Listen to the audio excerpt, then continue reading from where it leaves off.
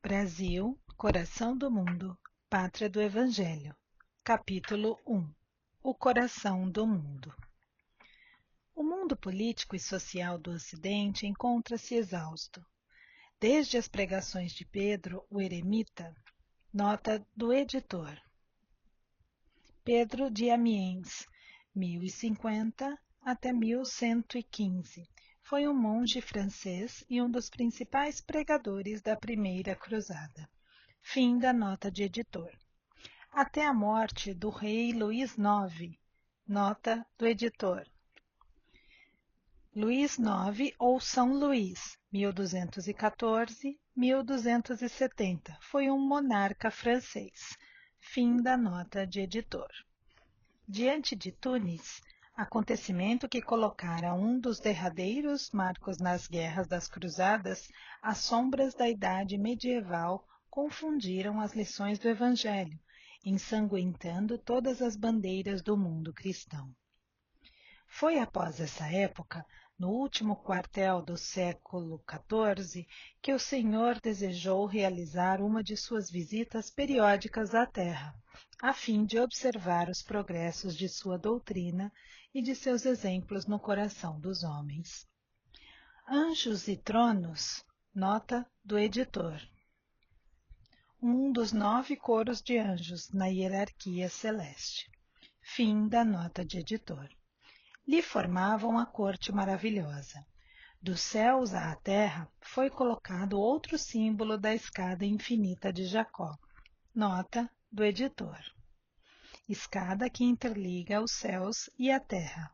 Fim da nota de editor. Formado de flores e de estrelas cariciosas, por onde o Cordeiro de Deus transpôs as imensas distâncias, clarificando os caminhos cheios de treva.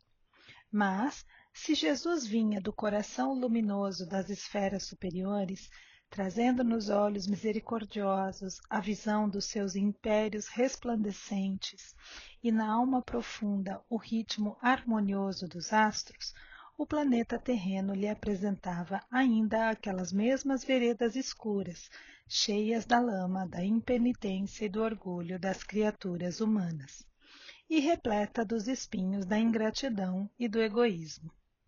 Embalde seus olhos compassivos procuraram o ninho doce do seu Evangelho, em vão procurou o Senhor os remanescentes da obra de um de seus últimos enviados à face do orbe terrestre. No coração da Úmbria haviam cessado os cânticos de amor e de fraternidade cristã. De Francisco de Assis só haviam ficado as tradições de carinho e de bondade. Os pecados do mundo, como novos lobos de Gúbio, nota do editor. Relaciona-se à lenda de Francisco de Assis, contada no final do século XIV, numa obra de autor desconhecido intitulada As Pequenas Flores de São Francisco. Fim da nota de editor.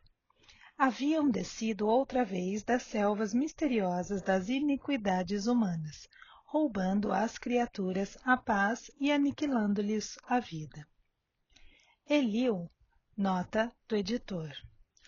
O autor preferiu a forma árabe, Eliu, em vez de Iléu, forma hebraica geralmente usada. Fim da nota de editor. Disse a voz suave e meiga do mestre a um de seus mensageiros, encarregado dos problemas sociológicos da terra. Meu coração se enche de profunda amargura, vendo a incompreensão dos homens, no que se refere às lições do meu Evangelho. Por toda parte é a luta fratricida, como polvo de infinitos tentáculos, a destruir todas as esperanças. Recomendei-lhes que se amassem como irmãos, e vejo-os em movimentos impetuosos, aniquilando-se uns aos outros como cães desvairados. Todavia, replicou o emissário solícito, como se desejasse desfazer a impressão dolorosa e amarga do mestre, esses movimentos, Senhor, intensificaram as relações dos povos da terra, aproximando o Oriente e o Ocidente, para aprenderem a lição da solidariedade nessas experiências penosas, Novas utilidades da vida foram descobertas. O comércio progrediu além de todas as fronteiras, reunindo as pátrias do orbe. Sobretudo, devemos considerar que os príncipes cristãos, empreendendo as iniciativas daquela natureza, guardavam a nobre intenção de velar pela paisagem deliciosa dos lugares santos. Mas retornou tristemente a voz compassiva do cordeiro. Qual o lugar da terra que não é santo? Em todas as partes do mundo, por mais recônditas que sejam, paira a bênção de Deus, convertida na luz e no pão de todas as criaturas. Era preferível que Saladino, nota do editor, Salah ad-Din Yusuf ibn Ayyub, 1138-1193, sultão Ayúbida do Egito e da Síria. Fim da nota de editor. Guardasse para sempre todos os poderes temporais na Palestina, a que caísse um só dos fios de cabelo de um soldado, numa guerra incompreensível por minha causa, que, em todos os tempos, deve ser a do amor e da fraternidade universal. E como se à sua vista devassasse todos os mistérios do porvir, continuou. Infelizmente, não vejo senão o caminho do sofrimento para modificar tão desoladora situação. Aos feudos de agora, seguir-se-ão as coroas poderosas, e, depois dessa concentração de autoridade e de poder, serão os embates da ambição e a carnificina da inveja e da felonia. Nota do editor. Ato desleal, traição. Fim da nota de editor. Pelo predomínio do mais forte. A amargura divina empolgara toda a formosa assembleia de querubins e arcanjos. Foi quando Eliú, para renovar a impressão do ambiente, dirigiu-se a Jesus com brandura e humildade. Senhor, se esses povos infelizes, que procuram na grandeza material uma felicidade impossível, marcham irremediavelmente para os grandes infortúnios coletivos, visitemos os continentes ignorados, onde espíritos jovens e simples aguardam a semente de uma vida nova. Nessas terras, para além dos grandes oceanos, poderíeis instalar o pensamento cristão, dentro das doutrinas do amor e da liberdade. E a caravana fulgurante, deixando um rastro de luz na imensidão dos espaços, encaminhou-se ao continente que seria, mais tarde, o mundo americano. O Senhor abençoou aquelas matas virgens e misteriosas. Enquanto as aves lhe homenageavam a inefável presença com seus cântares harmoniosos, as flores se inclinavam nas árvores ciclópicas. Nota do editor. De enormes dimensões. Fim da nota de editor. Aromatizando-lhe as eterizadas sendas. O perfume do mar casava-se ao oxigênio agreste da selva bravia, impregnando todas as coisas de um elemento de força desconhecida. No solo eram os silvícolas humildes e simples, aguardando uma era nova com o seu largo potencial de energia e bondade. Cheio de esperanças, emociona-se o coração do mestre, contemplando a beleza do sublimado espetáculo. Eliú, pergunta ele, onde fica nestas terras novas o recanto planetário do qual se enxerga no infinito o símbolo da redenção humana? Esse lugar de doces encantos, mestre, de onde se vêm no mundo as homenagens dos céus aos vossos martírios na terra, fica mais para o sul.